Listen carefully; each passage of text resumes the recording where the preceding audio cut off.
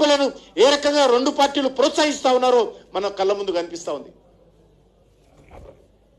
అదేవిధంగా నేను సర్పంచులను కోరుతా ఉన్నాను. అనేక రకాల ఒత్తిళ్లు వస్తాయి. తెలంగాణ వ్యాప్తంగా కూడా నేను సర్పంచులను కోరుతా ఉన్నాను. అనేక రకాల ఒత్తిడి తెచ్చేటువంటి ప్రయత్నము పాలక పార్టీ వస్తుంది.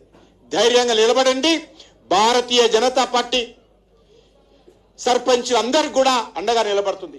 సర్పంచులకు న్యాయబద్ధంగా రావాల్సినటువంటి నిధులు ఆ గ్రామాలలో రావాలి. ఈరోజు రాష్ట్ర ప్రభుత్వం చూస్తా ఉన్నాం. 10 సంవత్సరాల అధికారంలో ఉన్నటువంటి బీఆర్ఎస్ పార్టీ ఒక్క రూపాయి ఇవ్వలేదు. 2 సంవత్సరాలుగా ఈరోజు కాంగ్రెస్ పార్టీ అధికారంలోకి వచ్చి 1 రూపాయి ఇవ్వలేదు. కానీ నేను విశ్వాసం వ్యక్తం చేస్తా ఉన్నాను.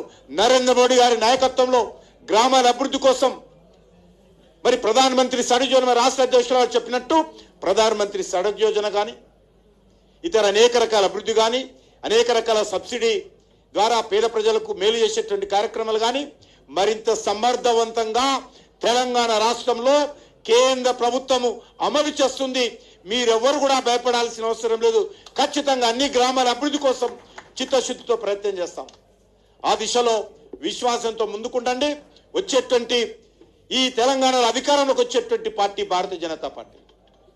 ఈరోజు గతంలో 10 సంవత్సరాలు బీఆర్ఎస్ పార్టీని చూశారు.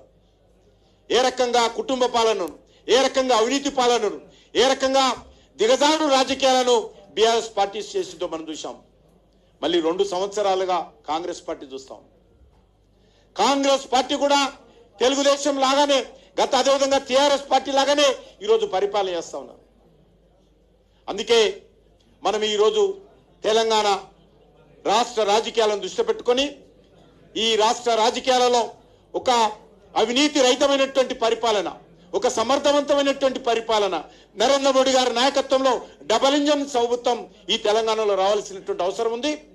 దానికి వచ్చేటువంటి రోజుల్లో అన్ని వర్గాల ప్రజలు కూడా బీజేపీలో చేరాలని, బీజేపీకి మద్దతు ఇవ్వాలని, బీజేపీని ఆశీర్వదించాలని నేను ఈ సందర్భంగా కోరుకుంటూ వచ్చేటువంటి జడ్పీటీసీ ఎంపీటీసీ ఎన్నికల్లో కూడా అన్ని మండలాలలో అన్ని జడ్పీటీసీలకు భారతీయ జనతా పార్టీ అభ్యర్థులు నిలబెడతారు. అన్ని ఎంపీటీసీలకు భారతీయ జనతా పార్టీ అభ్యర్థులు ఉంటారు. ప్రతి కౌన్సిలర్ సీట్లో బీజేపీ జెండా పట్టుకొని భారతీయ జనతా పార్టీ కార్యకర్త కమలం గుర్తు పేరు మీద నరేంద్ర మోడీ గారి నాయకత్వంలో ఇంటింటికి తిరుగుతారు. కాబట్టి బీజేపీని ఆశీర్వదించండి. ఈ రాష్ట్ర రాజకీయాలను కలుషితం చేసినటువంటి కాంగ్రెస్ పార్టీకి, బీఆర్ఎస్ పార్టీకి బుద్ధి చెప్పాల్సిందిగా ఈ సందర్భంగా కోరుకుంటూ మరొకసారి మరి బీజేపీగా సర్పంచులను గెలిపించినటువంటి ప్రజలకు, పనిచేసినటువంటి కార్యకర్తలకు, వారి కుటుంబ సభ్యులకు, మరి సర్పంచులుగా, ఉప సర్పంచులుగా, వార్డు మెంబర్స్గా గెలిచినటువంటి వాళ్ళందరూ కూడా మరొకసారి పార్టీ తరఫున శుభాకాంక్షలు తెలియజేస్తూ సెలవు తీసుకుంటున్నాను.